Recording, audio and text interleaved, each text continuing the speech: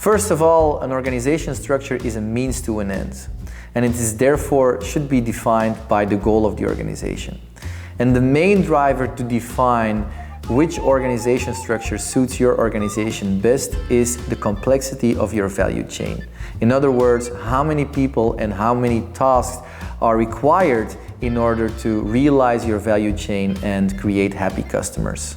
Globally, we see three types of unbossed organization structures depending on the goal of the organization and the complexity of the value chain. So the first type is in organizations that have fairly continuous and relative stable business processes, where each major step in the process can be managed by a handful of people, and therefore they can structure the organization as a kind of network of independent workers, where small teams of independent workers make clear and written agreements with their upstream and downstream counterparts and everybody where they work closely together with. And this is called a network organization. This is obviously not possible in, for example, a bank or other types of organizations that require a lot of people and a lot of different tasks to realize the value chain and have serving happy customers.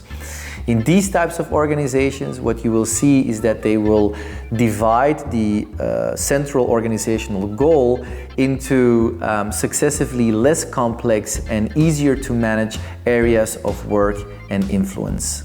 This is called a nested hierarchy structure, where the areas in the organization differ from each other in terms of purpose, influence, and complexity. And the areas in between also make very clear and written agreements, and these agreements are often called a constitution. And everybody in the organization, all participants in the organization, agree that these agreements are the formal authority by which the organization is steered and controlled.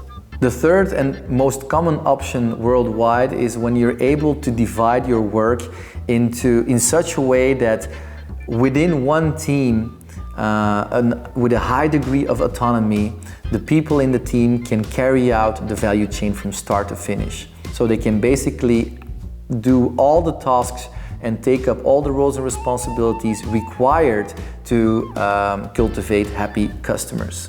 So these are highly autonomous teams. We call it a parallel team structure, with each team responsible for their scope of customers or their scope of products, and they are responsible for every task required to have happy customers. So recruitment, hiring, budgeting, their financial results and non-financial results, and so on. And there's not a lot of need of coordination in between the teams. And the coordination between the teams, what is needed is written down in documents, which is again often called a constitution, and the constitution is seen as the formal authority for the way the teams work together. Now, what we've learned to conclude at Hyfluence with implementing these structures is that most organizations have a unique blend of one very dominant organization structure, so either your independent network organization structure, your nested hierarchy structure, or your parallel team structure, then enriched with concepts that suit the organizational goal of the two other types of organization structures.